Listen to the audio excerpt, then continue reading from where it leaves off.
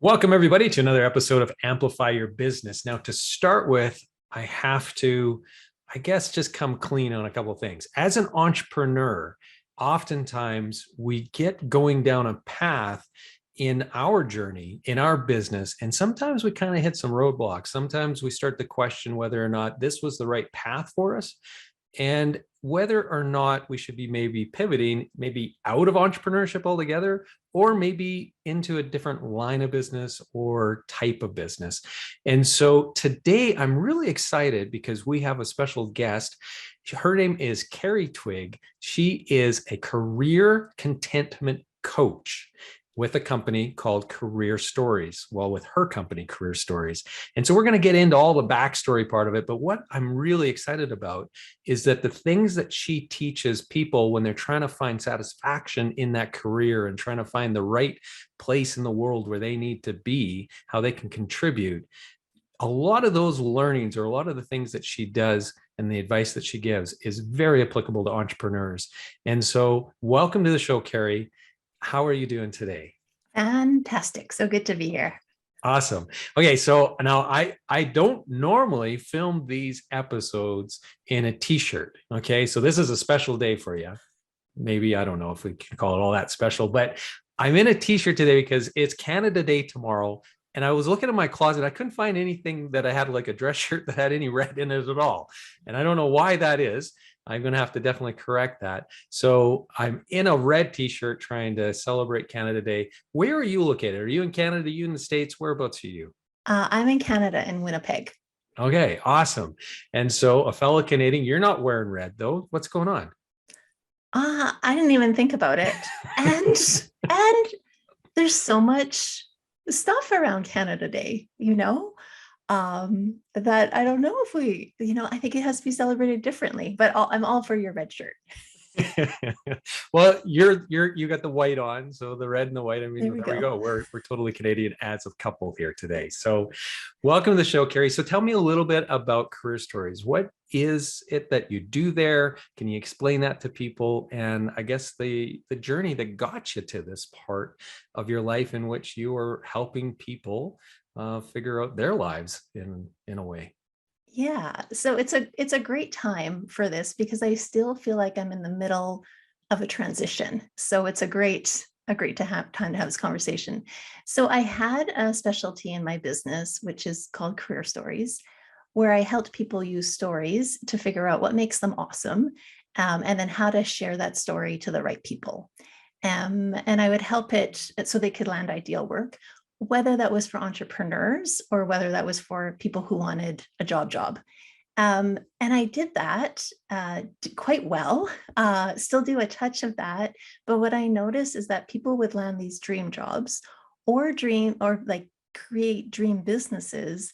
And they still, when they landed them, had a level of just like dissatisfaction. So something like, they were meeting the right people, they were doing the right work, they were using their favorite skills. And still they were like, I don't feel fulfilled. And I Hmm. got really interested in, okay, what's that missing piece? And I also was experiencing that myself, right? So I got, I didn't want to write resumes for people anymore. So going, oh, what do I do?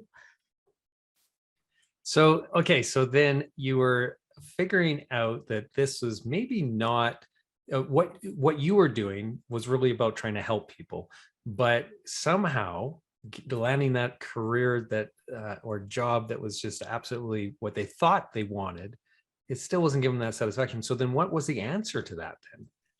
Well, I started to take some mindfulness courses, and I've been meditating for like 15 years, Okay. but randomly. And then I fell upon this guy named Shinzen Young, who has this like croaky voice. And he led this meditation, and I looked more into him, and I realized he created a scientific table of what happiness is.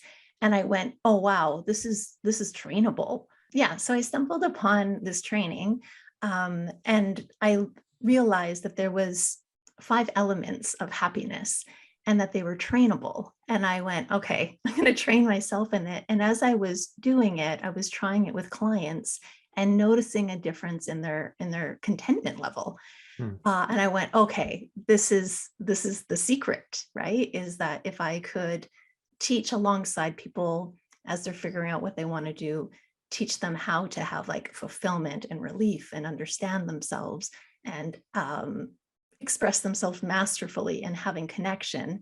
If we can build those skills, they can actually have career contentment. So that is what I'm focusing now on in my business. Excellent. And so when it comes to these five lessons or five areas of focus, can you give us just a real quick idea as to what each of them are? Yeah, for sure. So the first one is relief. And relief is just the ability to um, have relief. So no matter what is going on, so you might have like a client that you don't love working with, or a task comes up that you're like, this bores me. There's techniques that you can do that offer you relief so that maybe you don't love it, but you don't feel like you're suffering. So it kind of changes your relationship to the work. Okay. The second one is fulfillment. So fulfillment is the ability to actually savor good things. So often entrepreneurs make a big sale, get to do a dream project, and instead of savoring it, they're going, what next? And how can I keep it? And staying up and thinking about new ideas and grasping instead of actually being able to like enjoy it in the moment that it's happening. The third one is self-understanding. So understanding yourself first at like a psychological level. What are my habits? What am I saying to myself that don't help? And then as deep as like understanding yourself at like a primordial level. Hmm. Just like we're all connected. The fourth is mastery. So showing up and in a way that your behavior is matching how you want to show up, but also coming up with like deep ideas that no one else is because you're operating way beyond surface mind. And then the fifth is connection, which is being able to understand other people, meet them where they're at, and connect in a way where people are like you kind of have influence. So those are the five pieces. Now, when you're working with an entrepreneur versus somebody who is just in a job position, what differences is there in the way that you coach them through that? Is there anything that is different, or is it pretty much the same thing regardless of what position they are in life or in their careers and so on? Yeah, it's the same because it's you're systematically building the skills, right? Yeah. Um, and usually it's linked to a goal. So for an entrepreneur, I would go, what do you want? So I'm working with a career coach right now, and she wants to be less judgmental when she's listening to people. Mm. And she says, like, she's listening to people and she's hearing judgment, and it takes her help, like out of helper mode. Oh, And yeah. so we're working on, okay, how do you build equanimity, right? How do you understand why you're doing this? And then giving herself a little bit of relief because she's judging herself at it. So if you know what you're trying to work on, then you can systematically build up the skills to do it. So now this pursuit of happiness concept as well, it just has fascinated me. Probably about 15 years ago or so, maybe, yeah, around that time is when I really started to discover a yearning to understand that myself, actually. So at that point, I wasn't an entrepreneur; I was working for somebody else, and I was really struggling with identifying what was actually the thing that was my purpose, I guess. Mhm. And I was unhappy. I was trying to figure out, well, why is that? Why am I unhappy? Because everything on the surface looked really good. I had a great career and a great house and great life, wife and child, newborn child, and everything else. But there was this discontent that I had. And so I was really focused on it from more of that happiness equation. It's like it doesn't make sense to me. Like Mhm. everything should be lined up here. And do you find that? Do you find that a lot of people who are coming to you, that's what they're saying is that, like on the outside looking in, like it kind of looks like I got a perfect life or something, but it's just internally, it's not feeding my soul. Yeah, that's exactly That's exactly what they come with me. Yeah. And it's people who will, like, I have an entrepreneur who was like, I don't want to be an entrepreneur anymore. I think I'm going to be happier working for someone. So Mhm. she landed a senior level HR, like an HR leadership role. And then immediately week 2 was like, I can't sleep. Um, she said she went to a massage and she spent the entire massage thinking about work. Mm. And she's like, well, I'm no happier. Like, I'm making more money, but I'm no happier. Yeah. So it's the same, like, so it's an inside thing, right? Yep. Which no one wants to hear because, career and success is kind of sold as if you get these outside markers, you're going to feel good. And it's very surprising when you don't. I wonder if it's even harder for people who have built something beautiful and perfect, like they've done that right work. And they go, oh, it didn't make me happy. And I think they feel a little bit extra broken.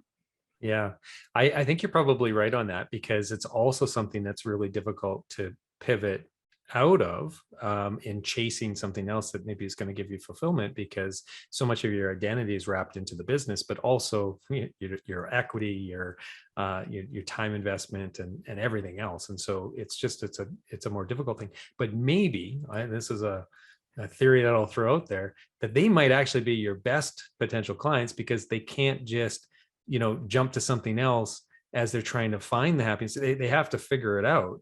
It's not something that it's like, well, I'm just going to change something in my life and that's going to maybe make me feel better. Yeah. Would that be fair to say that those people who maybe have a little more to lose per se, or can't kind of move away and jump around, distract themselves from their happiness, or their misery, or their challenge, or disconnect, or discontentment, I mean, is that an easier person to work with in some regard? I think if they're open, Yeah. because a lot of people will, um, yeah, because the training isn't easy and it doesn't take much. It's like 12 minutes a day, but it still is building this consistent practice. So I think Yeah. if you're open and you go, okay, this thing will really give me rewards. Um, yeah, I think then it's an ideal situation because you can't just jump. You're right. You can't jump to something. Yeah. And I think that that's the reality in a lot of personal relationship pieces too, right? Like when you start to pull away some of the layers sometimes of broken relationships and divorces and so on, oftentimes it wasn't actually the relationship that needed the work. It was the individuals themselves within it, that to really focus on those things that are that they have to do the work internally on themselves anyway, Yeah, to find the happiness absolutely. within the space in which they're in. Yeah. Yeah, Yeah. absolutely. Okay, so now your business has kind of evolved a bit as well. And so did that come from a place of disconnect? I'm going to flip the tables around on you a little bit. And so it's like, okay, wait a minute. I'm not happy doing exactly what I started doing here. And so I need to change. Or was this from an entrepreneurial standpoint where you're just like, you know what? I just see more opportunity, pivoting the business slightly, or it's just going to serve me better? Like, how did you, I guess, go through that process? Yeah, so a taste of both. Okay. Um, so one was like on the outside, I had everything. Like I have a TED Talk that people love, the best-selling book. They're using it in universities all over the world to teach people how to like launch their careers. I'm named like top career coach to follow, like top resume writer, had all of those and was like, there's no depth. Like I've kind of mastered this and there's no depth now. And I noticed that people would call and say, I want a quick resume, this dream opportunity. And my feeling was just like, ugh, like I don't want to do it. So I noticed, okay, I don't love this work. Um, because of the pandemic, also so many people like entered the coaching sphere Yep. and they're all giving, like career advice. It's kind of the same stuff. And my advantage has always been in the way that I tell it, my accessibility and like my vibe. Um, but I was like, my information is no different. So what's like, I don't know. I feel like almost career coaching became a less respectable field to be in, and Mm. I don't want to be in it. So it was that, wanting something deeper for myself, and then also going, well, what is the future of work? What am I noticing in clients? Like, what is something that I could offer that wasn't just individuals? And so I think there's an opportunity. It's a way harder sell. Like if I make a post or talk about career advice, and it's like resumes or how to tell a story, so many views and likes. Like my ego is so happy. Uh, if I post like, here's how to do a mindfulness or a meditation, it's so low. There's just so few engagement. It's not a quick fix. And I don't want to be a quick fix, but it's also like, I know that there's an opportunity, but it's not an immediate success like, the first version of my business has been.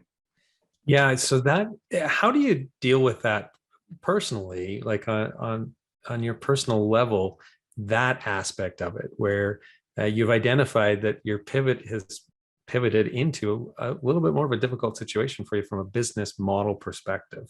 I'm just curious as to that, like, because that would be challenging for the ego, but challenging also potentially for the pocketbook. Yeah, absolutely, for the pocketbook, right? So I took some of my like best selling programs and was like, I'm not offering this anymore. And so it's been like, so I think things that have helped is, saving money in advance and preparing for this. So I'm not dependent and I don't have to be desperate. Really believing in the work.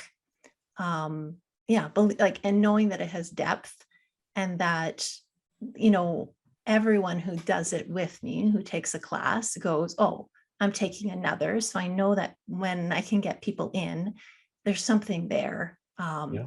And it's life-changing depth that I go, this is so fulfilling, like I'm meant to do this. And so Yeah. I think it's a combination of, yeah, believing myself, having having, some savings. Um, and then a mindfulness program that just helps me, feel fulfillment in the little bits that come, getting it from a different place than likes. Um, yeah. And just So kind of going at a deeper level. I'm helping people more and I feel better. Yeah. yeah. Well, and okay, so just thinking of it from a business, I'm going to put that hat on Yeah. right now. The lifetime value of a customer in the mindfulness space must be better than in the more tactical career coaching space too, right? So it's that if you can get that pipeline going, you get it filled up, and you have those inbound clients coming in, and you start helping them. It's from a longer term standpoint, it's maybe a better business model too. Abs- exactly. Yeah. Like, yeah. So, and a lot of the people who are coming are people who I helped land their dream jobs, who liked my coaching style and how they felt. So Yeah. they trust me and they're like, I don't want to go to any mindfulness coach who's like a monk. I want, you who understand the stress of a business. Yeah. Um, and then what's cool is that so far I've had 3 different clients take it, but they're in HR leadership roles. And then they're like, Kerri, I think I want to bring this to my team. Yeah. And I wasn't thinking that in the original plan. I was like, I'll just do this for individuals. And I go, oh, okay, I could, yeah, do this for whole teams. What does that look like? And so, yeah, it will grow. I'll have to follow where it goes. Yeah. Yeah. So that's a really interesting concept, because again, the people who are listening, other entrepreneurs here today, they are all of us. I would think anyway. I think I can use a pretty broad brush here. Um, we're always concerned about turnover within our teams, and so recruitment is so expensive on the business. When you really calculate out the cost of turnover, it is really high, because you have the recruitment costs, the training costs, and then institutional knowledge that loses with or the business loses as people transition out. And so it can be a real challenge. And so if we were, as business owners, building this into the training, the HR side of our business, I would think, now you can correct me if I'm wrong on this, but people would find the contentment within the roles in which they're playing or within the business that they're currently in, which is going to help with turnover, I would think. Or is it a different, or is it opposite to that, where when you're working with people, they start to realize that maybe they're actually maybe in the wrong role or wrong job or wrong company because it's misaligned with, their internal values and so on as well. Uh, no, people can. And I've had a few people who didn't like their jobs, but couldn't leave them. Like they were like, I can't leave, but how Yeah. do I suffer less? Yeah. Um, so I think it helps reduce turnover. I have one HR person and she's like, I think this is the future of well-being at work. Mm-hmm. Because there's a formal practice. So there's a practice that you do on your own time. And maybe it's integrated to the workday or someone just does it in the morning. And then it's also, the secret is integration. So if I can learn in my sitting practice how to anchor away on external sounds when I feel frustrated. So I'm sitting, I listen to external sounds. Then when I go to work and there's an external sound, like I don't like, someone's voice. I don't like a comment that I'm hearing. And usually it throws me off. I can integrate and use my technique of anchoring away in real time. And that's going to relieve my suffering, maybe increase my fulfillment, help with my self-understanding and behavior. And I'm going to feel happier at work. And the people who are around me don't have to see me have this strong reaction that used to and it's really a nothing that happened, but I made it big in how I was reacting before. Interesting. Yeah. So that's definitely an interesting angle that you could take that would push you into that corporate training world for sure. Yeah. Yeah. Yeah. Okay. So in terms of uh, like the mindfulness part of it, and really trying to identify, I think, as an individual, whether or not you are, if it's the situation that's creating the issue or if you're creating the issue, how do you help people kind of work through that? Because sometimes it isn't them, I would imagine, right? Or sometimes it's a combination of it all. So is there any tips or tricks that you have deployed or help other people navigate through that so they can rightfully identify actually what is actually happening? Yeah. So I think it's where so those 5 areas are kind of the career contentment. And I go like the skills that you need. And I'm like, but the first thing you need to know is what you're awesome at. So if you're in a role where you don't get to use your favorite skills, um, then I like the career contentment can give you, I think, give you relief, some self-understanding, but I don't know if you'll ever be completely happy if you're not using your favorite skills. So if you're in a situation where in the job that you have, there's a person or just the role of the business doesn't allow you to bring your very favorite work, um, I think it's probably the situation. And there's tools that you can like temporarily go, okay, I'm going to try this to get relief, knowing that you'll have to eventually change. So I think knowing what makes you awesome. The other could just be like when a situation happens, it's just like a tracking your energy. Mm. So if something happens and you're like, I don't feel good, name what happened before and if it was an external event or if it was something that's happening in your head. Mm. So is it something you're saying or is it something that's happening? And if you find like, oh, it's always when this person tears me apart and doesn't trust any of my ideas, then you go, okay, it's the situation, right? Or every project I work on never gets to be fully realized or gets dropped and it's not important. So I feel no meaning, then it's the situation. But if it's you talking to yourself, then it's probably you. Gotcha. Yeah, that sounds like a really good tactic to deploy for that. Now, the other thing that I'm curious about as well is in terms of an entrepreneur wanting to bring this into their business. So there's going to be a lot of people that are, yeah, like thinking like, I don't understand or don't need this mindfulness training. I mean, that sounds like something, yeah, like we need to be all in a circle singing Kumbaya or something like that. So is there, how do you get through the resistance that some would have? Because when you're thinking about bringing it into your business as a philosophy or as a methodology, I would imagine there is going to be almost every case, there's going to be somebody that's going to be resistant to this. How do you get through that? How do you break down those barriers and make it something more approachable for them? Yeah, well, I've been lucky in that the people who hire me want to be there. Yeah. So I haven't, like, I haven't had that resistance. I think, I think it's about figuring out what the benefit is to them, right? So whatever their work, like if they're like resistant to that, it just might be like, is there one area of your work that you want to feel better in?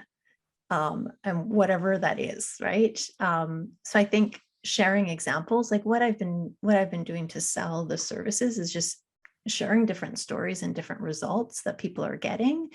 And that's making people go, oh, I did think it was kumbaya. It's not, right? And I like the guy who created the system that I follow is like a neuroscience nerd, where he's actually like realized where the mindfulness like affects different parts of the brain Hmm. and created a like a thing you wear on your head that zaps those areas. So there is a way through like electrical activity to get the same results, or you Interesting. can do this systematically. So I think also sharing the science behind it too, is helpful. So many mindfulness programs though that are in the workplace are just like watch your breath. And watching your breath for a lot of people is the very hardest way to enter. Hmm. um, and it doesn't always help you with understanding. It's not always like, how can you watch your breath if you're nervous during a presentation, right? Like I think it's not the most accessible, and it's not systematically building skills. um, so I think, yeah, sharing results, sorry, I'm going on a tangent, but sharing skills or sharing stories, Yeah. and the science, I think can be helpful. Make it a little bit more approachable. Now, let's pivot let's pivot our conversation a little bit over Yeah. more to your business then. And I'm just thinking through, you know, the way that you have developed your business, the way that you have structured it in the early days and then where it is now. Have you seen much of an evolution besides that little bit of a shift in your focus, I guess? But I'm just curious, your entrepreneurial journey are you doing anything differently now in your business and on your business than what you were in the earlier days? Yeah. So in the early days, I was so scared of becoming irrelevant Mm, that I almost had a new offer like every week. Like, take this class. So I had these like quick little classes. One person would say, oh, I want this. And I'd be like, I'm going to create a whole program. So it was very reactive. And what I ended up building was just like, I don't know, like 40 different storytelling and job search coaches with classes with no order to them. mm, Um, and I felt scattered.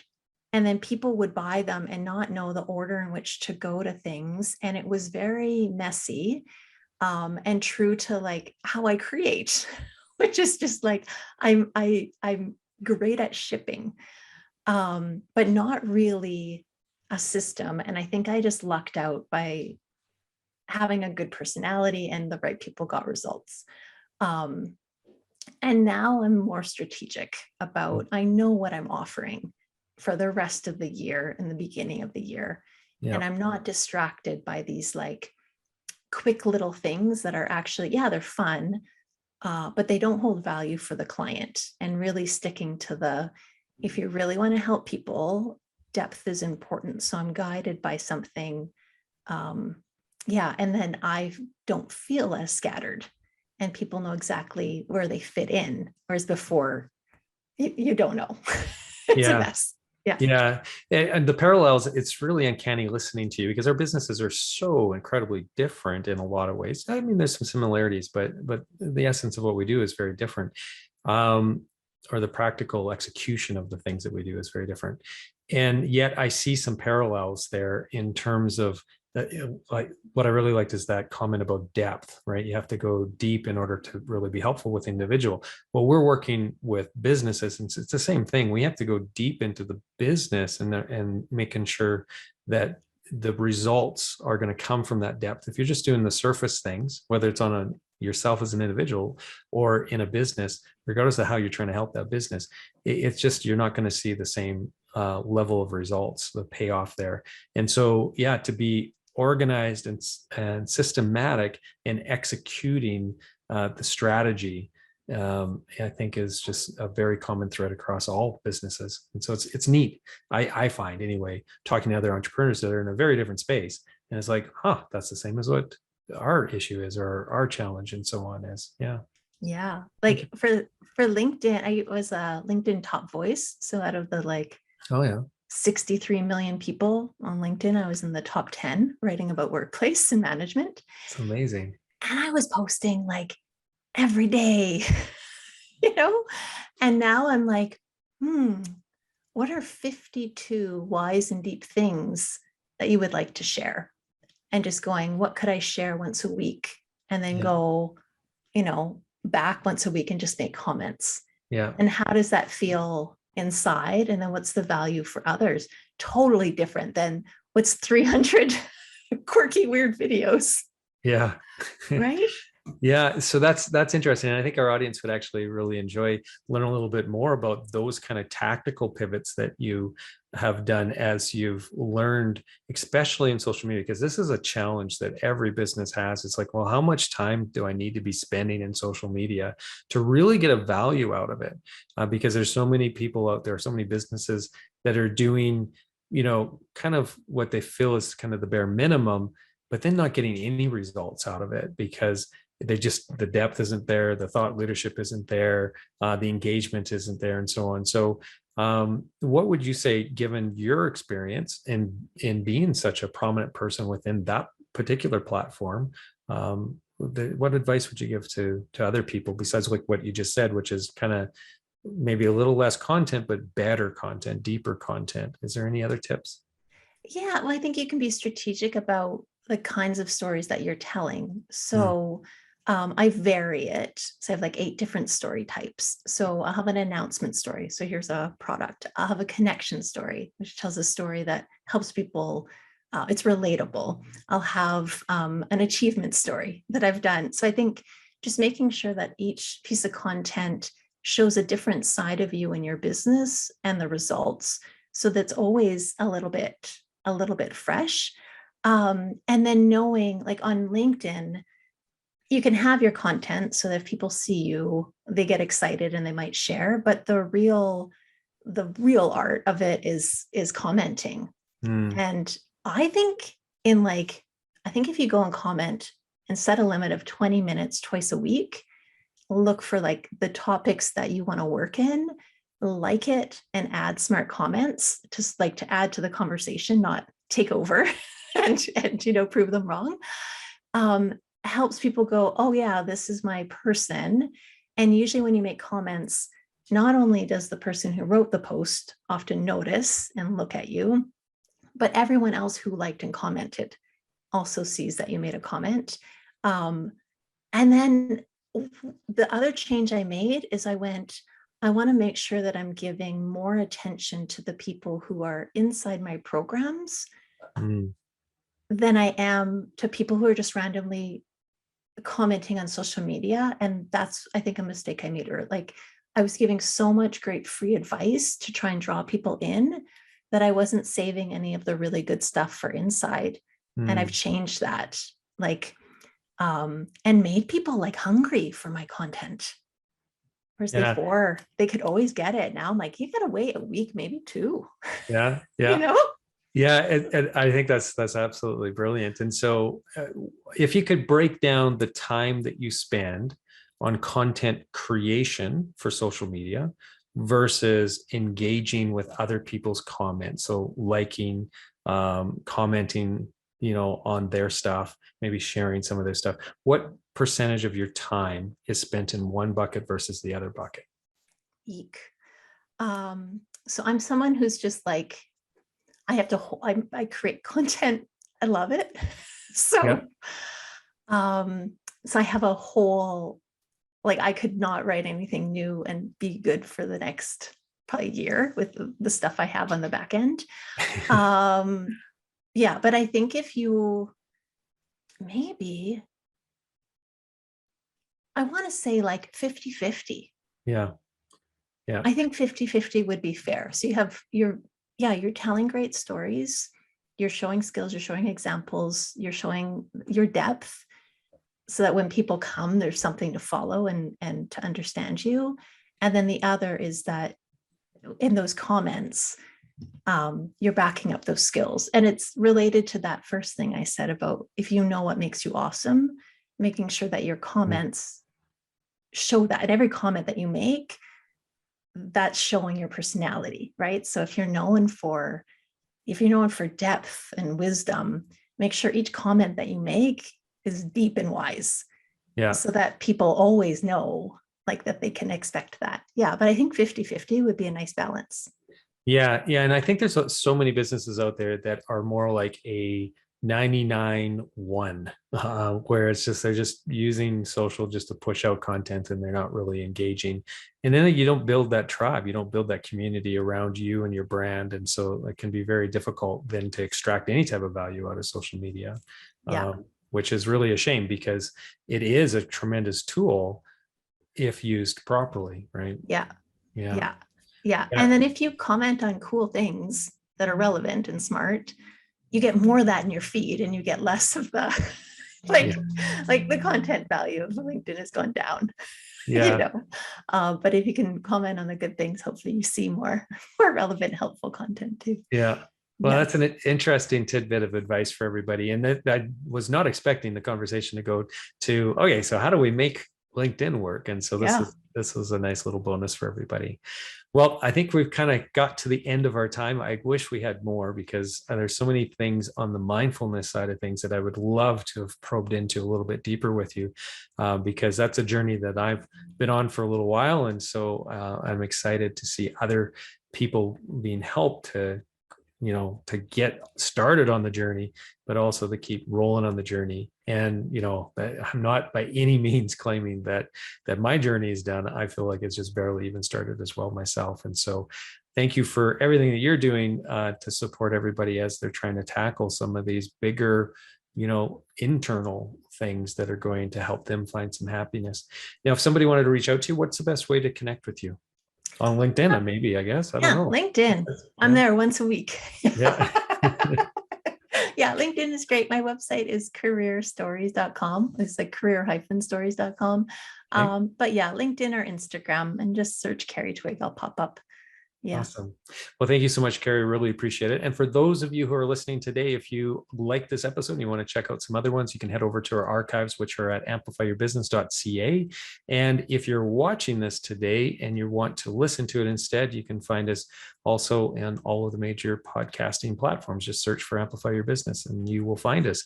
And if you head over to that website, amplifyyourbusiness.ca, you will also find an application form if you happen to be an entrepreneur who has an incredible business or maybe just some incredible stories to share. We'd love to have you on the show. So check it out and please subscribe. And for those of you who are excited about the mindfulness journey, definitely give Kerri a reach out, check her out on LinkedIn. Put something witty into a post so that she's going to engage back with you. And I'm sure she will do that. So thank you, everybody, for listening today. And until the next one, have a prosperous day.